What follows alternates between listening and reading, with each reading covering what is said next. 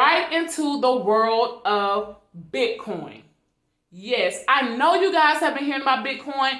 Bitcoin is one of the most innovative, creative ways to profit and retain and save and manage all of your money. You say it's too good to be true. You say it's not real, it's fake. You're crazy. Hello everybody, it's your girl Michelle Cotton, or Shelly D. Cotton, here with your words of wisdom. What are we talking about today? We are going to be talking about Wisdom in Finances Incorporated.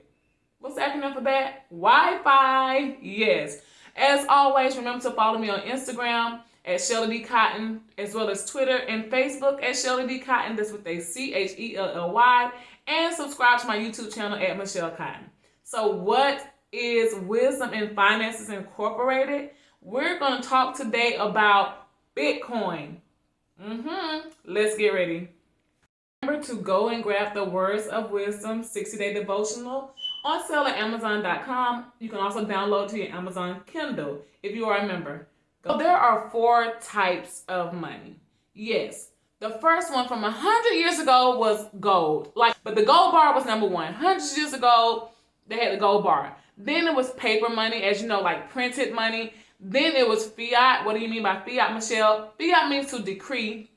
Basically, we're talking about banknotes, receipts, things like that holds the value like money, but like coins and things like that, but it was a different form of currency. And then lastly, we have digital. So what is your digital? Your credit cards, your debit cards, your wire transfers, PayPal, and etc. So how did currency even come into play? It has to have value. So basically, what does value mean? Value is something that is deserved, that you can sell, that has a worth to it, something that someone wants you to be useful. Does that make sense? So yeah, so it's a worth, it's a value, something that someone wants. So if you offer a service that has value, you want to retain some type of payment for it. So value is how currency evolved, how it started. It's like the origin, because someone offered a service, they had value, somebody wanted to pay for that value, and here you go from the gold bar to the printed paper money to the fiat money, like your coins and your banknotes, then to your digital money, like your credit cards, your wire transfers, and things of that nature. So yes, this is the evolution of money, something with value. So as we know, with value, especially when you're talking about money or currency, it has to have longevity. Value is something that has longevity. Not only for that, you have to trust in the value. So when you're having integrity or you trust in something, you're buying a product that you have value in, that you think is worth something to you, you will benefit from it.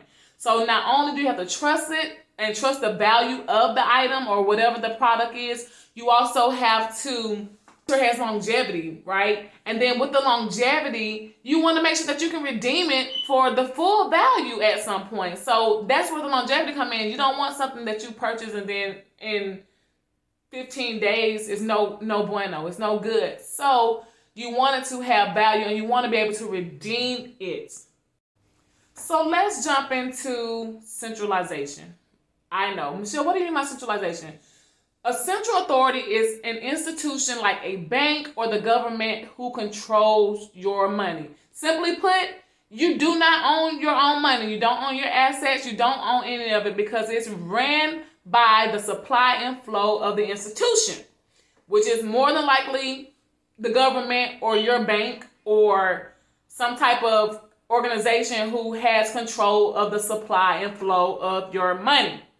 Centralized, simply put, no good. We're moving away from that in the Wisdom in Finances Incorporated. So first thing first, centralized, no good. We do not need a central authority controlling our money. We have the right and the wisdom to learn how to manage our money. What do we want to get to? Decentralized. What is that? The opposite of centralized. Meaning there is no central authority. There's no government, no bank, no institution who controls the supply and flow of your money. They do not own you nor your money. They do not own your assets. Meaning, in a decentralized environment or platform, you own all of your money. All of it. It belongs to you. No one manages it but you.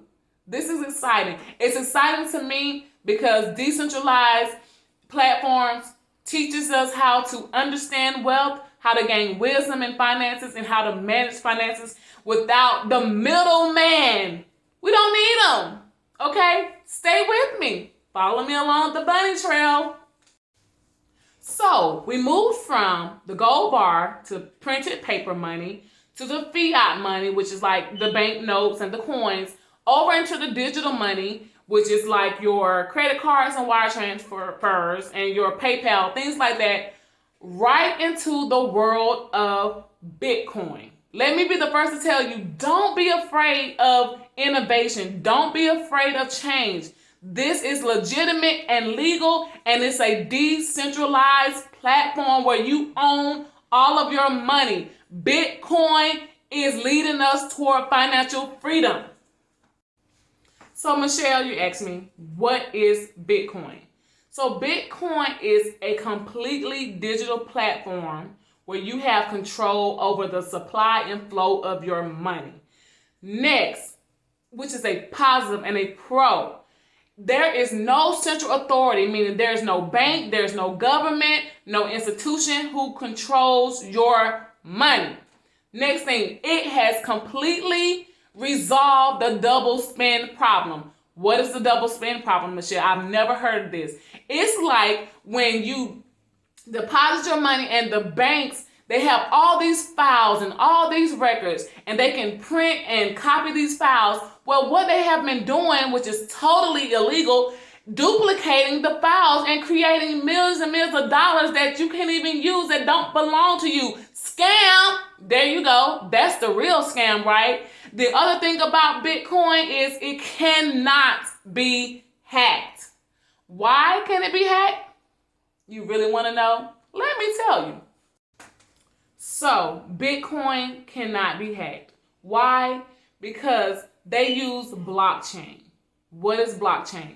Blockchain is a digital ledger of transactions, and it has copies of all the transactions. It has copies of updates, but guess what? You own and control that. So this entire ledger is digital, and millions of people have this same platform, which means you can't hack a system that is consistently, continually, by the second, updating, right? And it's keeping track of the Bitcoin in this system, because me, you, your grandma, your mama, your auntie, your uncle, all over the world globally are the ones controlling their Bitcoin.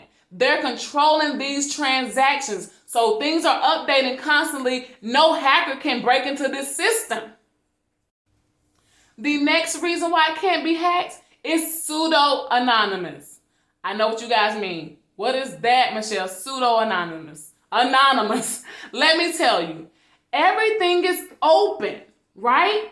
It's transparent. It's trackable. You can see all the transactions in this ledger called blockchain. The only thing you cannot see in the blockchain platform and database is who is sending who money to whom. You can't see that, but you can see every balance. You can see every transaction. It's open to you if you're a part of Bitcoin and this is the digital world, but you just don't know who's sending it to. So you can say, for example, someone over in India just sent their cousin over in California $10,000. You don't know who that person is. You will just see the transaction number and the balance. Pseudo-anonymous. Genius. And you still get to track it. You still get to see it. You see all these transactions. You're not blind to anything. You're not in the dark. You're not in secrecy. These governments and institutions and banks blocking everything. Well, in Bitcoin, they don't have that authority. It's been removed. You get to see every transaction. It's open. It's transparent. It's trackable. You just don't know who's sending who. But who cares? It ain't your money. So you sending your money. You know who you send your money to, right? So Bitcoin is the next innovation of how the world will learn how to manage wealth and finances digitally. In conclusion, Bitcoin is the new way of understanding, managing wealth and finances and your money. I do not want you to be ignorant. I do not want you to be a skeptic. I do not want you to be left behind. If you think for 1 second that as we continue to live out this world and things begin to develop more and it's a digital world already, that you're going to take your bills, coins, and whatever else you think into this Bitcoin market, you will be behind. It will not happen. Trust the process. DM me if you want more understanding on Bitcoin. If you want to get into a program now, because now is the time where you can learn and earn for financial freedom. Wi-Fi, Wisdom in Finances Incorporated. Join me. DM me, call me, text me, reach out. Let's get you on the path to legacy and financial freedom.